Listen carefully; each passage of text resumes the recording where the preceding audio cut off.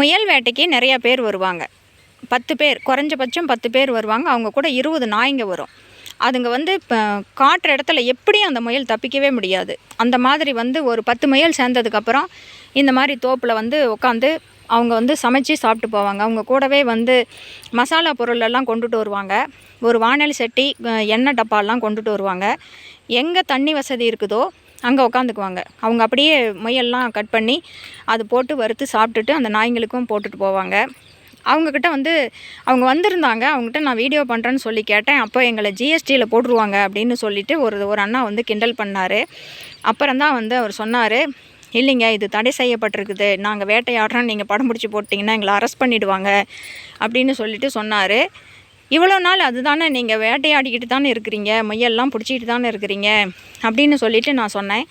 அது இப்போ தான் தடை பண்ணியிருக்கிறாங்க. இந்த மயில் வந்ததுக்கப்புறம் தான் இந்த வேட்டையெல்லாம் வந்து முயல் வேட்டையெல்லாம் வரக்கூடாதுன்னு. ஆனால் ரொம்ப நாளாக அவங்க வரல. எனக்கு கூட ஆச்சரியமாக இருக்கும். ஒரு மாதத்தில் 2-3 தடவை வந்துடுவாங்க. எந்த காட்டிலையுமே நான் உள்ளே நுழையக்கூடாதுன்னு யாருமே எங்கள் ஊரில் சொல்கிறதில்ல. அது ஏன்னு தெரில.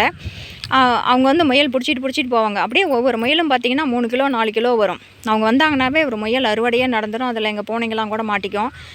அப்படி வந்து அவர் வந்து என்ன சொன்னார்னா, இப்போ மயில் வந்து எப்படி சட்டப்படி குற்றமோ அதே மாதிரி முயலும் குற்றமாயிடுச்சு. நாங்கள் வந்து துப்பாக்கி வச்சுருக்கக்கூடாது. முன்னையெல்லாம் அந்த துப்பாக்கி எடுத்துகிட்டு வருவாங்க. அதில் ஊசி, துப்பாக்கின்னா துப்பாக்கி இல்லை, அதில் ஊசி வச்சு குத்துனாங்கன்னா குருவி மேலே போய் அந்த ஊசி குத்திக்கும், அந்த குருவி கீழே விழுந்துடும். அந்த குருவி எடுத்து பையில் போட்டுக்கிட்டு போயிடுவாங்க. நிறையா குருவி இருக்கும் அந்த பையில் பார்த்திங்கன்னா.